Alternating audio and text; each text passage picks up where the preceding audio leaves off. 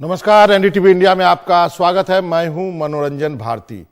आज चर्चा करेंगे मदरसों का जो सर्वे हो रहा है उत्तर प्रदेश में, और 4 मदरसे तोड़े गए हैं असम में।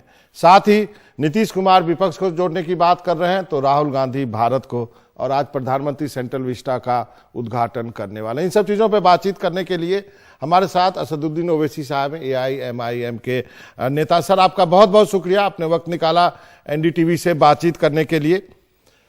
शुक्रिया शुक्रिया बाबा, आपने मुझे फिर से आपके मशहूर प्रोग्राम में आने की दावत दी। सर, सबसे बड़ी बात है, यदि मदरसों का सर्वे हो रहा है तो क्या आपत्ति है? अल्पसंख्यक मंत्री उत्तर प्रदेश के, उनका कहना है कि ये मुस्लिम नौजवानों की तरक्की के लिए जरूरी है। आपकी राय? देखिए, सर्वे अगर वो करा रहे हैं तो पहले ये तो बताए कि ये सर्वे, वो उन्होंने ऑन रिकॉर्ड कहा, सरकार ने कहा, योगी की सरकार ने, कि national commission for protection of child rights के हुक्म पर ये सर्वे हो रहा है। तो मैं पहले आपको बताना चाहूंगा कि national commission of protection of child rights के फंक्शंस में इस तरह सर्वे करने का उनको कोई पावर नहीं है, नंबर 1।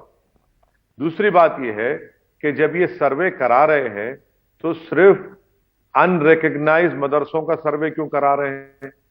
भाई, क्या उत्तर प्रदेश के गवर्नमेंट के स्कूल्स में बच्चे नहीं पढ़ रहे? वो बच्चे नहीं है तो आप उसके सर्वे करवाइए। उन गवर्नमेंट के स्कूल्स में उत्तर प्रदेश के कितने में टॉयलेट्स है, कितने बच्चियों के स्कूल में टॉयलेट्स है, कितना साफ पानी का इंतजाम है, कितना बिजली का इंतजाम है, प्राइवेट स्कूल में करवाइए।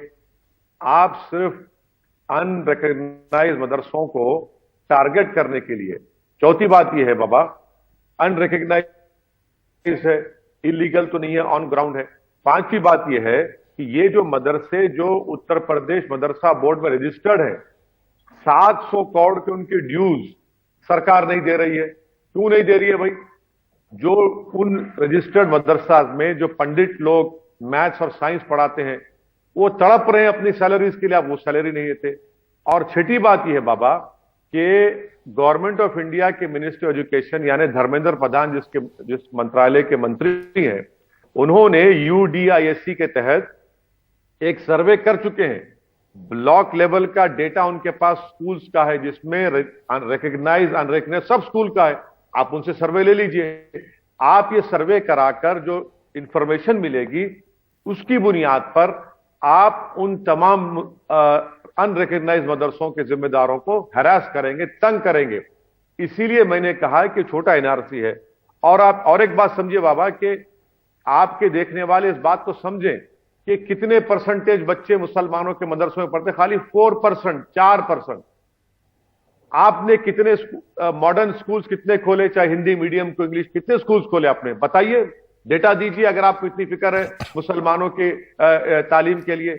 और बाबा, उत्तर प्रदेश में इसी वजह से सबसे हाईएस्ट ड्रॉप आउट अगर किसी समुदाय का है तो मुसलमानों का है, क्योंकि सरकारें स्कूल नहीं खोलती वहां पर। आप खोलिए इंग्लिश मीडियम स्कूल, खोलिए हिंदी मीडियम स्कूल खोलिए, कौन रोक रहा है आपको?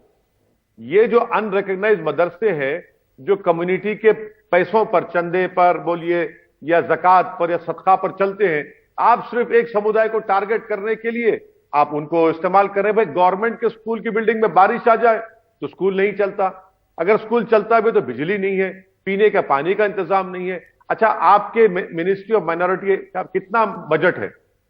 कितना बजट है आपका? आप बजट नहीं बढ़ाते और बड़ी बड़ी बातें करते हैं।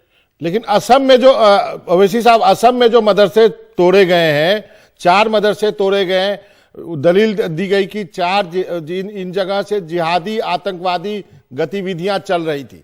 इस पे आप क्या कहेंगे? देखिए बाबा, मैं आपको बता रहा हूं, मेरे पास government of Assam office of deputy commissioner Bongaigaon की नोटिस जो 30 अगस्त को डेट लिखी हुई है, उन्होंने दिया है। आपको मालूम बाबा, ये जो मदरसा तोड़ा गया है, ये 3 साल से बिल्डिंग है वहां पर, 3 साल से। और सिर्फ 12 घंटे पहले, डेमोलिशन से पहले नोटिस दी जाती है। आप बताइए, 12 घंटे में कौन कोर्ट को जाएगा? कि क्या उसको लीगल उसको रिकोर्स करेगा या फिर उसको स्टे मिलेगा? सुबह के 1:30 बजे, दोपहर के नहीं, 1:30 बजे सुबह में 260 बच्चों को स्कूल उन मदरसे से निकालकर गांव के लोग अपने घर में रखते हैं। अरे भाई, अगर कोई टेररिस्ट और ऑर्गेनाइजेशन से कांटेक्ट पर कोई अरेस्ट होता है, बहुत अच्छा है, आप उसको अरेस्ट करिए, सजा दिलवाइए, मगर मदरसे को क्यों तोड़ रहे हैं आप? भाई अगर अगर कोई भाजपा का लोग पकड़ा, मेंबर कोई पकड़ा जाएगा तो क्या दिल्ली में जाकर भाजपा का ऑफिस तोड़ देंगे लोग? अच्छा, ये इनकी, और फिर बड़े बड़ी बातें करते हैं हेमंत बिस्वा शर्मा। बाबा आपको मालूम कि इन्होंने कोर्ट में यह कहा कि जब से हेमंत बिस्वा शर्मा की सरकार बनी है 51 लोगों को पुलिस ने एनकाउंटर में मार दिया है मई 2021 से। ये लॉ एंड ऑर्डर का आपका एग्जाम्पल है। आप नहीं चाहते क्या मदरसा मॉडर्नाइज? जो आपने थोड़ी देर पहले कहा, यदि मैंने सही सुना, कि मदरसों में जो मैथ और साइंस पढ़ाने वाले पंडित हैं, आपने कहा शायद उनको भी तनख्वाह नहीं मिल रही है। आप नहीं चाहते कि मदरसों में कंप्यूटर पढ़ाई जाए, मॉडर्न चीजें पढ़ाई जाए? बाबा देखिए, जो उत्तर प्रदेश मदरसा बोर्ड में जो रजिस्टर्ड है, रिकॉग्नाइज्ड है, जिनको उत्तर प्रदेश की और केंद्र सरकार से पढ़ाने वालों को, टीचर्स को सैलरी मिलनी चाहिए, बाबा 700 करोड़ ड्यू है। क्या हमने रोका उसको? अरे भाई, बड़े बड़े दावे करते हैं मुसलमानों के बारे में, अपना पैसा नहीं देते उनको आप। मैं तो एनडीटीवी से गुजारिश करूंगा कि आप गाजियाबाद में मदरसे हैं जो उत्तर प्रदेश बोर्ड में रजिस्टर्ड है, वहां पर जाकर उन पंडित लोगों से पूछिए कैसी जिंदगी गुजार रहे हैं, कितनी तकलीफ से जिंदगी गुजार रहे हैं। मैं उन पंडितों को सलाम करता हूं कि तनख्वाह नहीं मिलने के बावजूद भी दुनिया में से बहुत कम टीचर्स हैं, वो अपनी रिस्पॉन्सिबिलिटी को महसूस करते हुए जाकर पढ़ा रहे हैं उन बच्चों को, मगर आप उनकी सैलरी नहीं देते। 16,000 मदरसे हैं, 16,000 मदरसे हैं मेरे ख्याल से यूपी में। सरकार की मदद से, यदि मेरी संख्या सही है, तो 500 केवल सरकार की मदद से चल रहे हैं। क्या मैं सही हूं? बिल्कुल सही है आप। 500 मदरसे के आप उन टीचर्स की सैलरी नहीं दे पा रहे हैं और आप बड़े बड़े बुलंदबांग दावे कर रहे हैं। कितना झूठ बोलेंगी भाजपा? भाई उतने 500 मदरसों के टीचर्स की सैलरी दीजिए पहले आप। अच्छा, सर्वे बाबा, सर्वे आप करा रहे हैं ना, तो सर्वे कराइए आरएसएस के एकाल विद्यालय का, सरस्वती शिशु मंदिरों का। कौन रोक रहा है आपको? क्यों नहीं कराते आप? आप ये डेटा लेकर फ्यूचर में उन मदरसों को हरास करना चाह रहे हैं। इसीलिए आज आप देख रहे हैं कि उत्तर प्रदेश में इसकी सख्त मुखालिफत हो रही है। लोग, मुसलमान आक्रोश में है कि भाई क्यों कर रहे हैं आप ये? आपकी जो जिम्मेदारी आप वो निभा नहीं सक रहे और बड़े बड़े बातें कर रहे हैं, आसमान से तारे तोड़कर लाएंगे। अरे कहां तुम आसमान तारे तोड़ने की बात कर रहे हो? तुम जमीन पर, तुम्हारे पैर जो चीज है वो नहीं कर पा रहे हो, तुम कहां आसमान और तारों की बात कर रहे हो? जमीयत ने 24 सितंबर को इस पर बैठक बुलाई है और आप लोगों पे आरोप है कि कुछ भी आपके खिलाफ होता है, आप छोटा एनआरसी, बड़ा एनआरसी कहना शुरू कर देते हैं। बाबा, मैंने पूरी जिम्मेदारी के साथ उस लफ्ज का, उस शब्द का इस्तेमाल किया, छोटा एनआरसी। एनआरसी क्या है? डेटा जमा करो, उसके बाद नोटिस बोर्ड पे लगा दो। कोई भी जाकर बोलेगा कि असदुद्दीन ओवैसी भारत का नागरिक नहीं है, बर्डन ऑफ प्रूफ मुझ पर आ जाएगा और मैं स्टेटलेस हो जाऊंगा। यही डेटा जमा कर रहे हैं मदरसों का। उसके बाद फ्यूचर में हरास करेंगे तो यकीनन ये छोटा एनआरसी है। हम ये पूछ रहे हैं, अगर national commission protection child rights बाबा एक कॉन्स्टिट्यूशनल बॉडी है, मगर वो एक अड्डा बन चुका है सिर्फ क्रिश्चियंस और मुस्लिम्स के खिलाफ हरास करने के लिए। अगर कोई क्रिश्चियनों बच्चों का कम्युनियन होता है, जो क्रिश्चियनिटी में बड़ा अहम दिन होता है, वहां पर ये डेलिबरेटली लीक कर देते, लेटर लिखते कलेक्टर को कि देखो यहां पर धर्म परिवर्तन हो रहा है, पर पूरे संघ ही पहुंच जाते हैं वहां पर। जो उनके 3-4 पीढ़ी क्रिश्चियन थे, उनके बच्चों का होली कम्युनियन होता है तो पहुंच जाते हैं। क्या भाई नेशनल प्रोटेक्शन चाइल्ड राइट्स क्या किया वहां पर आसाम, राजस्थान में? जो एक दलित बच्चे को खाली पानी के उस वेसल को हाथ लगा तो उसकी जान चले गई। तो जमीयत की बैठक के बाद कोई सलूशन निकलेगा कि नहीं? देखिए, जमीयत भारत की एक बहुत बड़ी जिम्मेदार ऑर्गेनाइजेशन है और वो, मुझे यकीन है कि अच्छा फैसला लेंगे। मगर जहां तक मेरी पार्टी की बात है, मैं अपनी पार्टी की बात आपके सामने रख रहा हूं। दूसरी बात, प्रधानमंत्री सेंट्रल विस्टा का उद्घाटन करने वाले हैं, आपकी कोई राय है इस पे? प्रधानमंत्री उद्घाटन तो कर रहे हैं, और प्रधानमंत्री से हम ये हाथ जोड़कर अपील कर रहे हैं कि आप चीन को भगाइए भारत की जमीन से। अमित शाह साहब ने कहा था कि अगर पाकिस्तान से गोली चलेगी तो हम बम बरसाएंगे। अरे सर, आप तो फूल बरसा रहे हैं चीन के ऊपर। 1000 स्क्वायर किलोमीटर पर चीन भारत की जमीन पर हम जहां पेट्रोलिंग करते कब्जा करके बैठा है, जहां पर हम लोग अपने ग्रेजिंग राइट्स, हमारे जानवर जाकर घास खाते थे सर्दी के मौसम में। बाबा 10 किलोमीटर चीन घुसकर बैठा है, 10 गांव हम लोग नुकसान कर चुके हैं।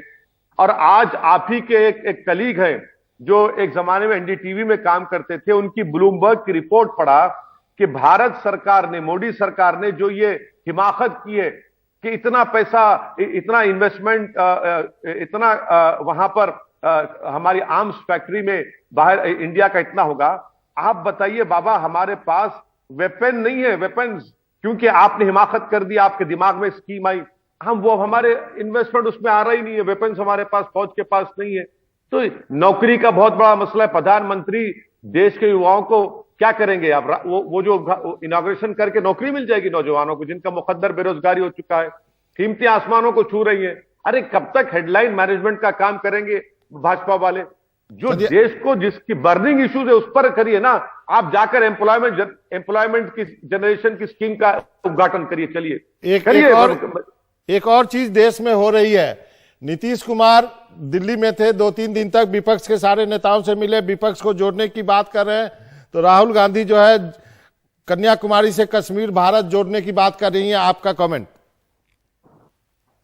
अब बाबा, वो कांग्रेस का प्रोग्राम है, वो कुछ कर ले क्या करें, मगर एक बात तो यकीनी है कि कांग्रेस की नाअहली की वजह से, इनकैपेसिटी और इनकेपेबिलिटी की वजह से ही नरेंद्र मोदी भारत में 2 मर्तबा के प्रधानमंत्री बन चुके हैं। अब रहा सवाल बिहार के मुख्यमंत्री का, तो इनकी तो बहुत बड़ी तारीख है। ये जॉर्ज साहब के साथ शुरू किए, फिर जब गोधरा हुआ, गुजरात का कांड हुआ, तो वो तो मंत्री बने बैठे रहे, फिर उन्होंने बीजेपी के साथ सरकार बनाई, फिर 2017 में 15 में छोड़ दिए, 15 में छोड़ दिए, फिर 17 में मोदी का हाथ थाम लिए, अब फिर छोड़ दिए। अरे बाबा, एक बात मेरे को समझाइए, नीतीश कुमार ये सब चीजें कर सकते और सेक्युलर हो जाते हैं, और असदुद्दीन ओवैसी मदरसा के सर्वे के खिलाफ बोलता है तो भाजपा की सपोर्ट कर रहा है। मैं मुसलमानों के पॉलिटिकल एम्पावरमेंट की बात कर रहा हूं, लीडरशिप की बात अपनी नहीं कर रहा हूं। मेरा कभी भी ये नहीं, जिंदगी में मेरा मकसद नहीं था कि मैं लीडर बनूं या कुछ मंत्री बनूं, संतरी बनूं, मगर मुझ पर इल्जाम लगा दिया जाता है। अरे भाई, भाजपा के साथ रहते हैं, सरकारें बनाते हैं, गुजरात के वक्त मंत्री थे, मगर वो दूध के धुले हुए हैं। और ये आदमी जो संविधान के दायरे में रहकर हुकूक की, राइट्स की बात कर रहा है, उस पर इल्जाम लगा दिया जाता है। तो आप देखिए कि एक तरफ बीजेपी कहती है कि ओवैसी देश को तोड़ना चाहता है, दूसरी तरफ ये लोग सेकुलरिज्म के ठेकेदार चौधरी बने हुए कि नहीं, अगर हम जिसको बोलेंगे वो सेकुलर हो जाएगा, यानी वो सब करेंगे और वो अच्छे हैं, और हम सच्चाई को बयान करें तो हम बुरे हो जाते हैं। तो ये एक हिपोक्रेसी की जो पॉलिटिक्स चल रही है भारत में। और आखिर में बाबा, नरेंद्र मोदी की सरकार 24 में ना है, हमारी भी ख्वाहिश है, मगर अगर आप चेहरों पर मुकाबला करेंगे, याद रखिए भाजपा को फायदा हो जाएगा।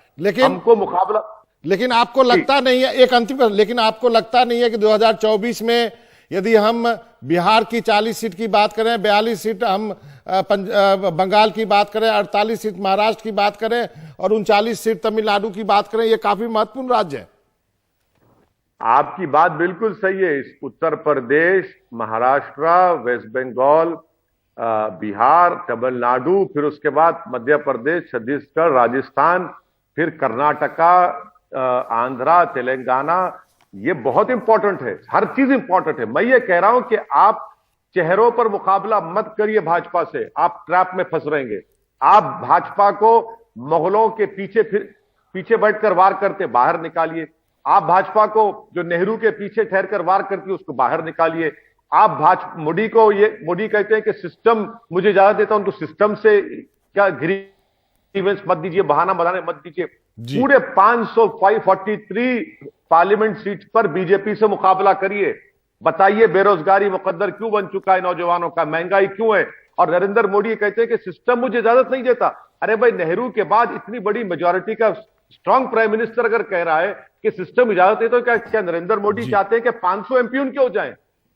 चलिए, बहुत बहुत शुक्रिया ओवैसी साहब, आपने वक्त शुक्रिया, निकाला शुक्रिया एनडीटीवी बाबा। से बातचीत करने, शुक्रिया। Thank you Baba, thank you.